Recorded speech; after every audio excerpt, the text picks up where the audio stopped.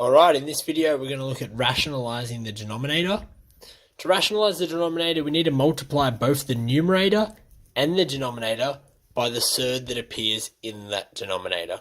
Okay, so rationalise the following denominators. We need to multiply both the numerator and the denominator by the surd that appears in our denominator.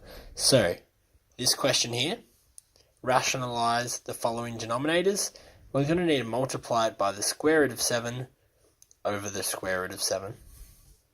Okay?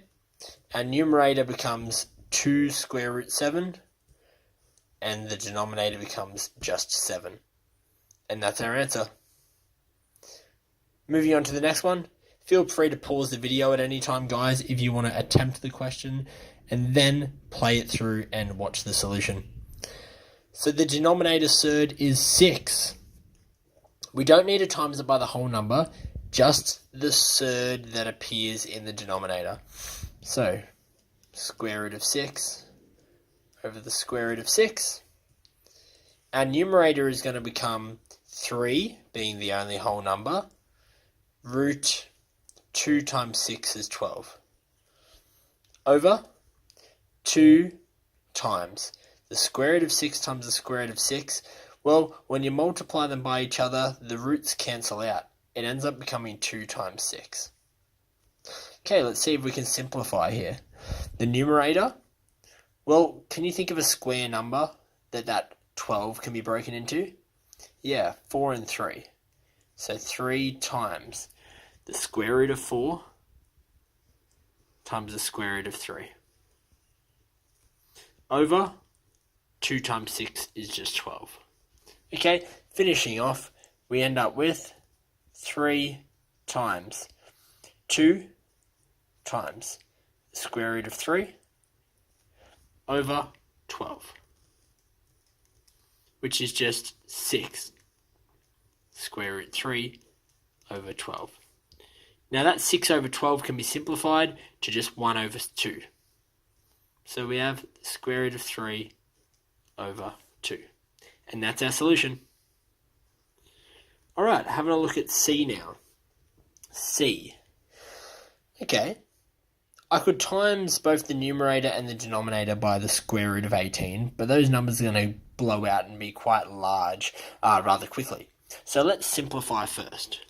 The square root of 45 can be written as the square root of 9 times the square root of 5. And on our denominator, we can have the square root of 18 being the square root of 9 and the square root of 2.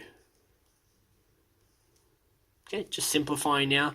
The square root of 9 is 3, so 3 square root 5. And 3 times, well, the square root of 9 is 3, so 3 times 3 is 9 square root 2.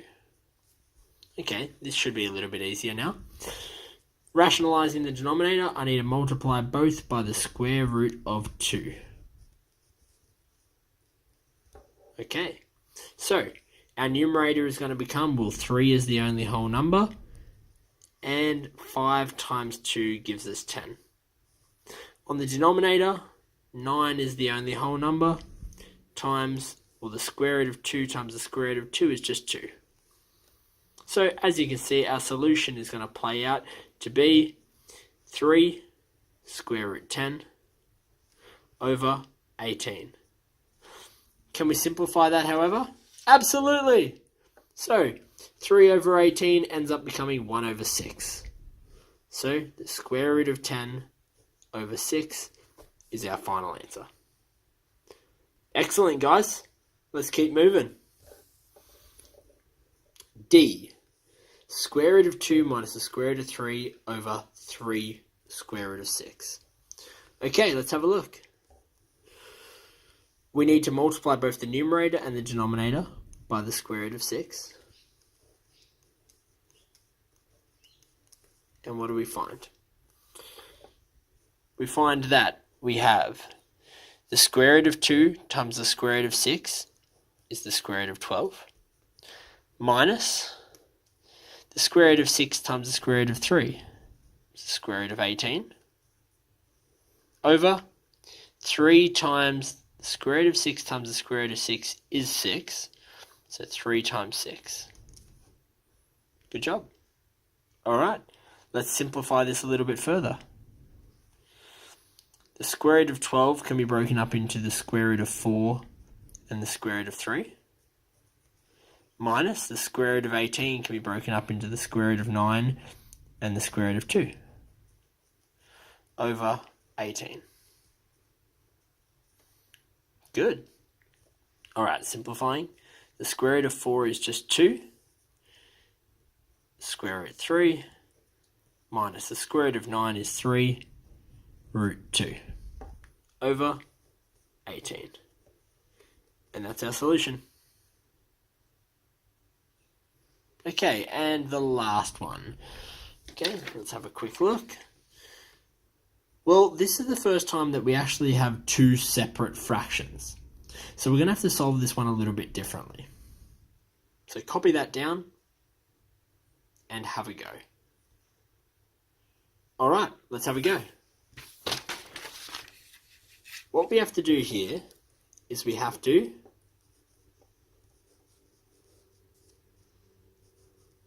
let me just quickly write the question down.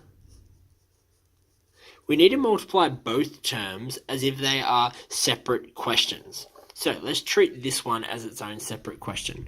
We need to multiply that by the square root of 5 over the square root of 5. Plus, let's treat this guy as his own question. We need to multiply this by the square root of 3 over the square root of 3. Remember, these are two separate fractions. Okay, so this ends up becoming the square root of 2 times the square root of 5 is the square root of 10. Over the square root of 5 times the square root of 5 is just 5. Plus 3 times the square root of 3 stays as 3 square root 3. And the square root of 3 times the square root of 3, well, that just becomes 3. Good, now we've rationalized the denominator, but we always can simplify, guys. So let's have a look. The square root of 10 times this 3, we're going to use the criss-cross swoosh method here, okay? So square root of 10 times square root of 3 gives us 3 root 10 plus, copy that sign down, 5 times 3 is 15, and that square root of 3 is on the end as well. Over the last method, swoosh. 5 times 3 is 15. The square root of 10 can't simplify, neither can the 3. That's our final solution. Oh, well, let's have a look here, guys. I can actually see 3, 15, and 15, and a common factor there is 3. So let's take a 3 out the front. Square root of 10 plus 3 times what gets me 15? 5 square root 3 over 15. Now we can simplify 3 over 15 to just be 1 over 5.